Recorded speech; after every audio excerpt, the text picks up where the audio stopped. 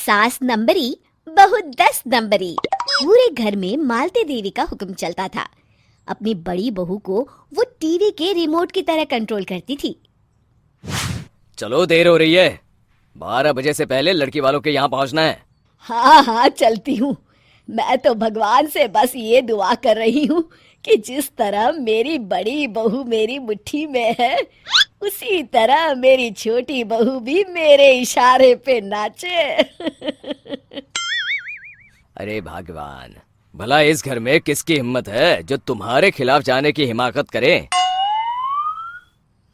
इस तरह मालती देवी अपने छोटे बेटे की भी शादी कर देती हैं।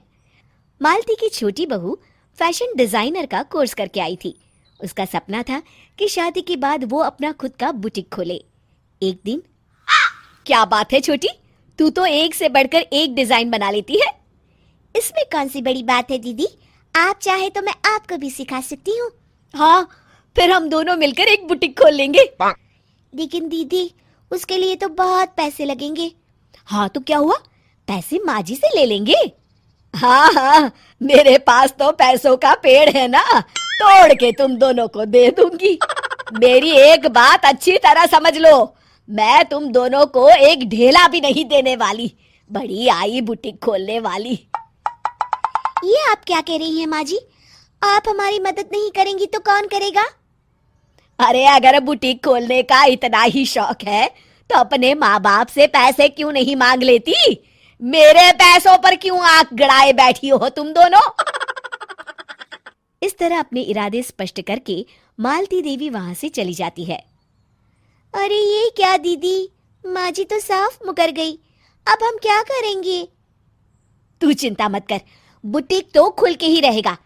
कहते हैं कि घी जब सीधी उंगली से नहीं निकलता तो उसे उंगली टेढ़ी करके निकालना चाहिए। माँ जी अपने आप को समझती क्या है? पूरी सोसाइटी जानती है कि माँ जी ने अपनी सास को घर से निकालकर उनकी दौलत पर कब्जा कर लिया है।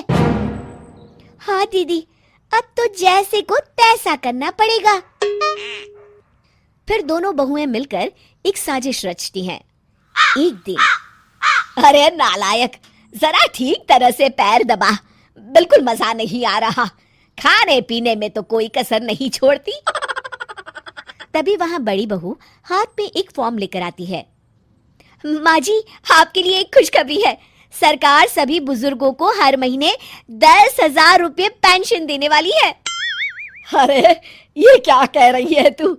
क्या सच में मुझे हर महीने घर बैठे 10,000 रुपये मिलेंगे? हाँ माँ जी, दीदी सच कह रही है। कल टीवी न्यूज में इस बारे में बता रहे थे। बस आप ये फॉर्म पढ़ के इसे भर दीजिए और अपने दस्तखत कर दीजिए। मैं इन्हें ले जाकर जमा करवा देती हूँ। अरे नालायक, बड़ी कामचोर है तू। इस बुढ़ापे में कहाँ तुम मुझसे फार्म भरवा रही है?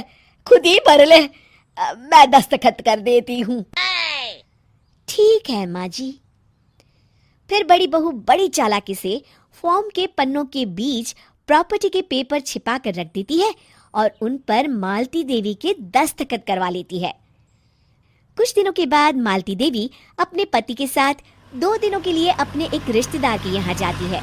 दूसरी तरफ दोनों बहुएं पूरे घर पर अपना कब्जा कर लेती हैं। मालती देवी जब अपने रिश्तेदार के यहाँ से लौटती है तब अपने कमरे में ताला लगा देख आग बबूला हो जाती है। अरे नालायको, मेरे कमरे में इतना बड़ा ताला किसने लगाया है? माँ जी, ये कमरा तो मैंने अपने बेटे रोहन को दे दिया है और आज से आप बाहर कोने में जो छोटा कमरा बना है ना, वहाँ रहेंगी। अच्छा, मैं उस सड़ेले कमरे में रहूंगी है? तेरी ये कहने की हिम्मत भी कैसे हुई? और मेरी इजाजत के बिना मेरा कमरा देने वाली तू होती कौन है? लगता है तू भूल गई, इस घर की मालकिन मैं हूँ। तभी वहां छोटी बहू आती है। अरे माँ जी, आप इस घर की मालकिन नहीं है। अब इस घर की नई मालकिन हम दोनों बहुएं हैं। ये देखिए, इन प्रॉपर्टी के पेपर पर आप ही के दस्तखत है। अरे भाग्यवान, ये तुमने क्या कर दिया? दस्तखत करने से पहले एक बार ठीक से पढ़ तो लेती। अरे लेकिन मेरी बहुएं मेरे साथ ऐसा कैसे कर सकती है? अरे तो इसमें कौन सी अचरज की बात है? तुमने भी तो अपनी सास को घर से बाहर निकाल दिया था। टूटा फूटा ही सही, शुक्र करो कि इन दोनों ने कम से कम हमें रहने के लिए कमरा तो दिया। तुमने तो अपनी सास को वो भी नहीं दिया था। आज समझ में आया, जैसी करनी वैसी भरनी। चलो अपना सामान उठाओ और चलते हैं।